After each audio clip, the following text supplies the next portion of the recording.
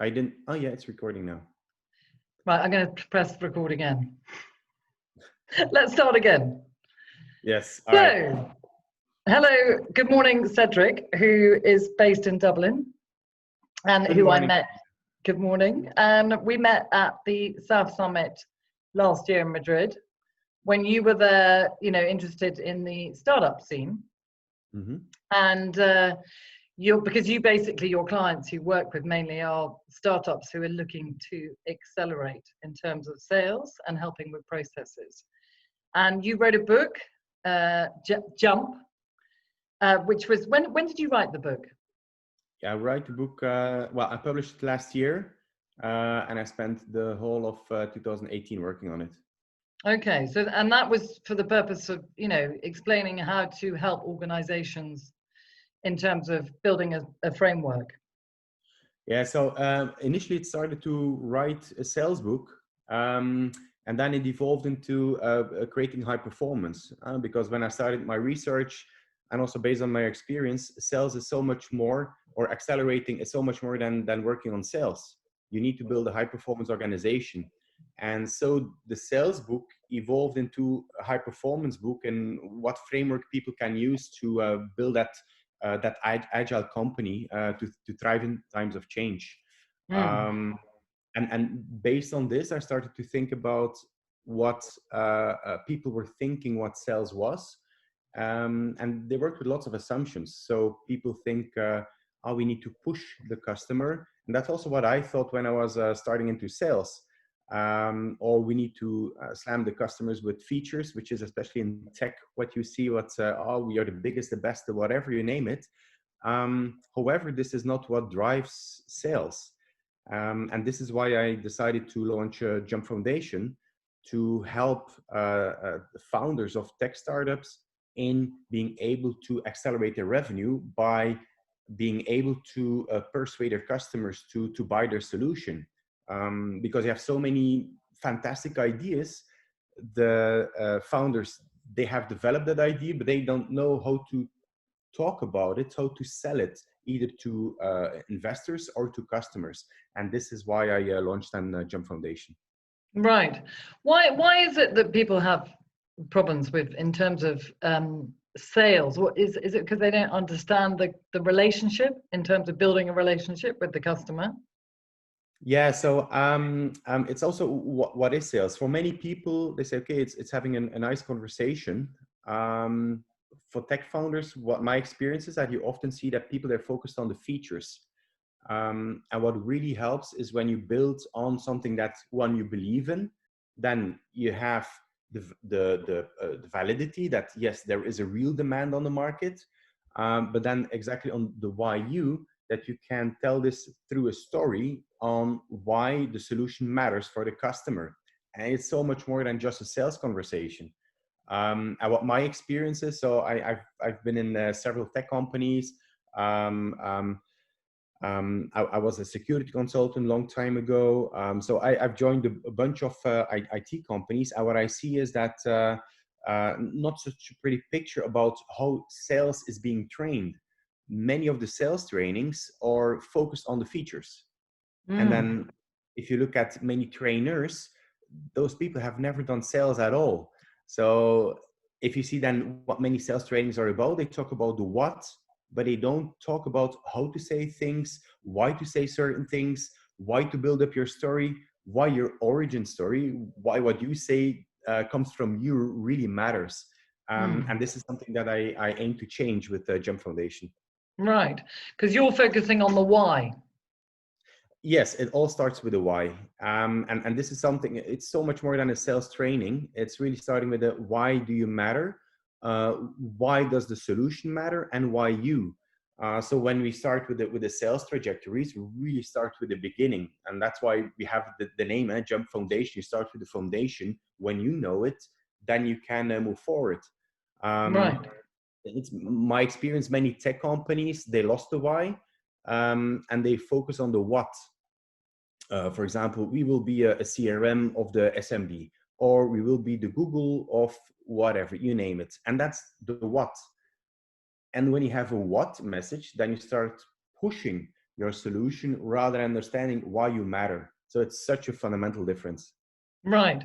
So are you, connecting the story? I mean, basically, you're talking about sales and actually selling it through a story.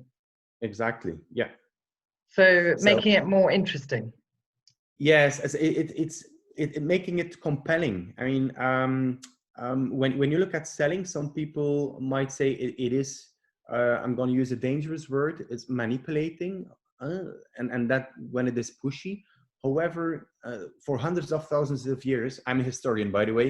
For hundreds of Mm. thousands of years, people have told stories to transfer knowledge. Imagine that you were sitting on the campfire hundreds of thousands of years ago. How will you know how to hunt? You had the elder people that were telling the stories around the campfire, and they were transferring knowledge. So the younger or the more inexperienced people, they could learn from the stories of what worked, what didn't work, and so on. So emotion and being compelled by stories, you're just wired like this. And when you start with emotion into the story to transfer your message to your customer, you will have so much more success. And what also works is exactly that, why, bring that why into the story. Mm-hmm. So that is why it's so important to work with storytelling, to understand your why, so that not only yourself know why your product is so important, but that the customer also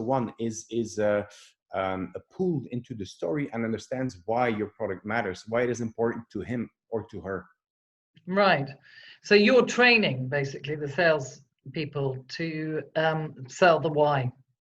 Yeah, train, and I see it more as coaching. Training is often a one time. And when you look at coaching, the aspect of feedback is very important. Um, um, if you look at high performance, you talk about a methodology, you talk about people, and you talk about doing the right things right, and giving feedback is exactly doing one of the things doing right. If you just give a training, they often show them the what. You do one or two exercises in the workshop, and that's it. But the coaching is really keep on repeating the methodology and the storytelling, so that it really becomes a part of it. And you also see every iteration in the coaching session, the stories, they become much more authentic. And sometimes the founders, they come with stories up from their childhood. I mean, last week I was talking to somebody, and that person has an amazing vision, and you see it was really something that started from when he was a kid, something that Mm. was really bothering him. Mm. And when you can bring this in your story, not only to customers but also to the market as a whole, um, um, it's so much more genuine and authentic, and it's not pushy, not manipulative at all. It's just showing, okay, this is our vision, where we want to go, this is how I see my role in society, and this is how my solution fits. So the stories that will be told and are told and are just brilliant to listen to. Right. And with the current situation, during COVID, have you seen some challenges in terms of, I mean, because are people actually buying right now, or they just thinking about surviving? Yeah, that's yeah, and as all your questions, Katrina, that's also a very good question. So it is true, right? Everybody was caught up into it. It was a so-called the black swan. Nobody expected it, that it was going to hit so hard. So compared with the previous crisis in 2008, 2009, um, it came suddenly. Huh? In 2008, you had trillions of dollars that were lost. Here, one day on the other, people stopped buying. So you saw that panic reaction, that people actually stopped everything. However, there is money. And what is always important in selling is number one, there is money. If you can show that your solution as an investment results in bigger returns. So Mm-hmm. that's why storytelling is so important. Why does your solution matter? Yeah. What I see now is a pivoting. I see many founders seeing, okay, even in the travel industry, they, of course, obviously they're stuck. But when you pivot, when you find new ways, when you adapt based on the technology that you have, then you have your current market and you start working on newer markets. So I have no customers that they see, okay, actually, this is a blessing in disguise, how extreme it might sound. because they have their existing market and they're opening new markets. So when things go back, hopefully as soon as possible, back to normal, let us say, it's gonna be a fantastic opportunity for them. So you had another type of customer, or people that were looking at it at, okay, we're gonna sweat it out. But then I compared, like, okay, we wait till there's light at the end of the tunnel, but then they realize too late it's a high-speed train. The world will change after this. So mobile working, digitization of companies that are still not digitized, you name it. So it is a paradigm shift. Right. So because I mean you're currently working with sales at the Exactly. moment, Yeah. and what are the challenges that you're facing? Yeah. So many people hold off, of course. So holding off in the sense of, okay, not now, and that's normal, right? People are in the we're in a panic reaction. I know after like 6-8 weeks, people start having a more high level view of, okay, what is happening, what will be the impact, and many people I'm working with, they look at the long view. So the panic reaction, okay, the crisis, I think 2008, it's a long time ago, but for many people, it is still fresh in their head. So they immediately stop everything to have cash to spare. But no, they know how the market is going. So no, really, the long-term projects, they continue. And now you see the projects that are starting up, they're becoming more actual again, which is a Right. normal reaction, of course. And with startups, I mean, how do you think they're coping or they're managing in terms of, you know, setting up a new company right now, and Yeah. then, you know, having to sort of be sort of known in the market? Yeah, so but the thing with startup is speed. So they lost a bit of speed, obviously, and I'm talking in general. However, when I say I speak with companies that have a 3, 5, or even 10-year window, and for them it is business as usual. They keep on hiring. Some of them have had a huge hit in revenue, obviously, but then it's entrepreneurs. They look for this way out. They pivot. They adapt. So it's adapt or die. That's the reality. It's all about adaptability. Exactly. And if you look at sales coaching, sales training, if I would speak for Jump Foundation, of course, we have had a hit as well. However, being able to bring your story, and especially now, is so crucial right now that, and this is the story we also aim to transfer to our customers and our future customers. Now is actually the time to let the market know why you matter. Okay. So, you know, you talk about velocity and in frameworks, you know, what do you focus on when you're talking about velocity? Yeah, so the thing, many people think about a framework, it's a big thing, but the best things are simple, of course. And creating velocity is getting your business as quick as possible, as smooth as possible. So the way we focus on velocity is to tweak on the elements that really matter to increase your speed of sales, your speed of doing business, to become more agile. I focus on 3 elements. This is the skills. These are the processes, and very importantly, also the people. And by tweaking it, and if you improve 1% a day on every element, then you make fantastic improvement in 3 months, 6 months, 9 months. So that's why the coaching is so important rather than training. It's a constant tweaking, constant fine tuning. To give an example, people that are good talkers and they are good in opening conversations, and those people new in sales, they might have challenges in closing deals, in creating that urgency with a customer. So in the coaching, we will not focus then on the opening, but we will focus on improving the closing skills of that person, so that the sales cycle decreases. And when this is then under control, then we'll focus on something else. So there's constantly little tweaks to improve the skills of the individual. But at the same time, when you scale as an organization, then we focus on the processes, going from what is your process from identifying a lead to closing a deal, or what is your forecasting process, or you name it. So that's this is also becoming a smooth running machine. Right. Um, So so keeping everything in balance. well, there is no real balance. It's you should have a forward motion, so that you always go faster and faster. So if you're in balance, then you basically nothing happens. And this is what you see in mature companies, that, oh, things work, no, we won't touch them anymore. While you should have the other way around, by, okay, it works, but how can we do it better? um, and as long as you have how can we get better in a system, then you can only improve. Even Mm. when you have a process that exists for a number of years, maybe there are ways to completely remove the processes rather than fine-tuning the process, so you can constantly tweak and fine-tune what you have in your organization. Do you think more and more organizations are looking at coaching inside companies? Yes, definitely. There are more and more companies even that have in-house coaches. Mm-hmm.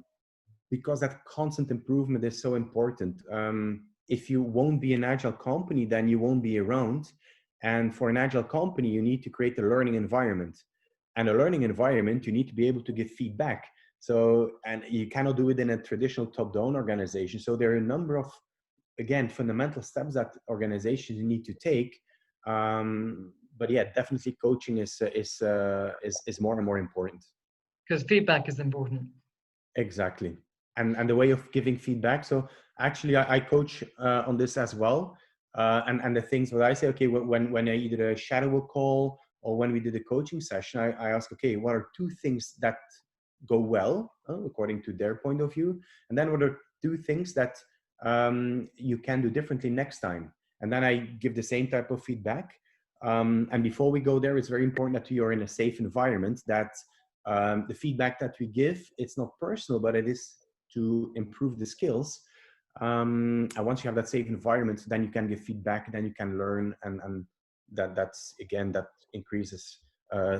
Constructive feedback. Exactly. And what are the challenges most people face when they're scaling up? There are a number of challenges. So the first one is knowing when to scale. In the beginning, you try to have a product fit. And once you have a product fit, then you start to add people to start scaling. Um, the but is scaling is more than adding one person and then having one output, and you invest 100 to get 100 out, but that you get 110 out or 120 out. For this, it's very important as a challenge to have the right people inside the organization. So it's not because they speak the right language when you internationalize that you will hire anybody that speaks that type of language. The key is to hire people that are coachable, exactly to create that learning culture. And another thing that has to do with it, and might sound contradictory, is waiting too long for Mr. Right. Actually, I'm talking to quite some organizations that say, okay, we're looking for a vice president of sales, and they wait 1 year to find Mr. or Mrs. Right. But at the same time, losing 1 year in a scale up is wrong. So it's better to start setting up already the processes, setting up the foundations. So then when you have a vice president of sales, that you have already momentum where that VP of sales can build upon. Mm-hmm. So again, it always comes back for me to the people, the processes, and the skills of the organization. Right. So tell us about the course that you offer for from the Jump Foundation, because you're working with a sales program which is 13 weeks. Yes. And so what do you teach inside that? Yeah, so what I teach is exactly what I said. So it's a very intense program. It's a one-on-one coaching program on how to accelerate the revenue. And as I said in the beginning, we start with the why. We start with really the beginning. Why you matter, why you, because we all have ideas. Why are you the person that is the right person? What is your purpose? And when you know the why, and when you know your purpose, what is your aspirational goal, then you also know how you can best serve your customers. So it's more than just giving a sales training and how to close, how to create urgency. So it's really getting these things right. And once you know this, then we go deeper into that, the people, How will you cultivate leadership? How will you hire the right people? How will you create engagement? Talking about the skills, going from the closing skills and you name it, and going from the processes. What are the minimum set of processes that you need to have a sales organization, a sales focused organization with the right type of cadence? Because when you look at many founders, they're tech people. They're brilliant minds that know how to program. They know how to make a product. As I said, how to tell the story, because we also spend a lot of time.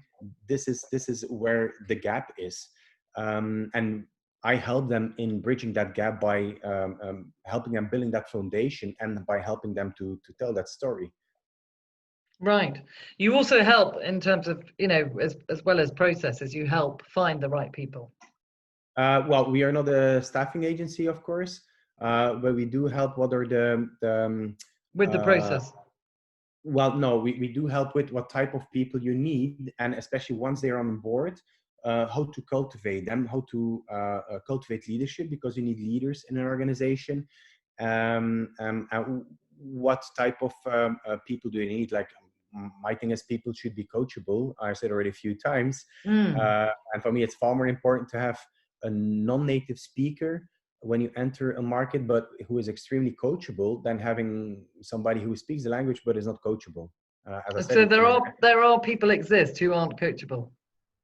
There are people that still exist that are not coachable, but yeah, so you better don't have them in your organization, of course. Right. I mean, for me, maybe a tip for me: every time when I've had doubts and when I hired that person, it never worked out. So even, we need that person right now on that seat, it always backfired. So, and this is some discipline we should instill as well. Even if you need to scale, you need revenue. The revenue targets are set X amount of revenue per head. It's better to hold off and find the right person rather than just filling an empty seat. So it's important to find the right teams, basically. Yes, absolutely. It's again fundamental in a startup. If you're either a single founder or you have 2-3 co-founders, the first hires, they will decide if you will make it or not. If you have the right people that can create that velocity, and age is not an issue, experience is not an issue. It is really having that drive and that having that coachability that makes the huge difference. Right. And so you're actually talking about developing a good culture and good teams. Yes, absolutely. And again, the why, what we also, sometimes you have to pull the why out of the mouth of the founders, because they might know the why, but if the rest of the team does not know the why, they will be less engaged as well. So if you have that driven team, the people with passion, then it's, as a founder, also your role to communicate why you matter, why the solution exists, and what you will mean to the world. What is the change that you will drive, and over communicate this. And when you have people that are receptive to this, you have an extremely engaged and extremely engaged and a motivated team that leads to better results and to profitability. Right. So you're talking about purpose and values that, that the team understands who they're working for. Exactly, and why they're working for. And why they're working for. And this is not just millennials. We speak about a lot of that millennials are very much engaged and looking for employers that are looking for sustainable future and so on. I meet them across all generations. When the why is clear, they will do so much more. They will do the extra mile, as they so call it, when even they have the same purpose. And name any startup, when you have the drive and you know the why, you will do so much more. Right. And nowadays, I think people are considering that more, aren't they? They're realizing it is important. Yeah, it is. Sorry. And so what are your plans for Jump in the future? Yeah, so where do you see yourself growing?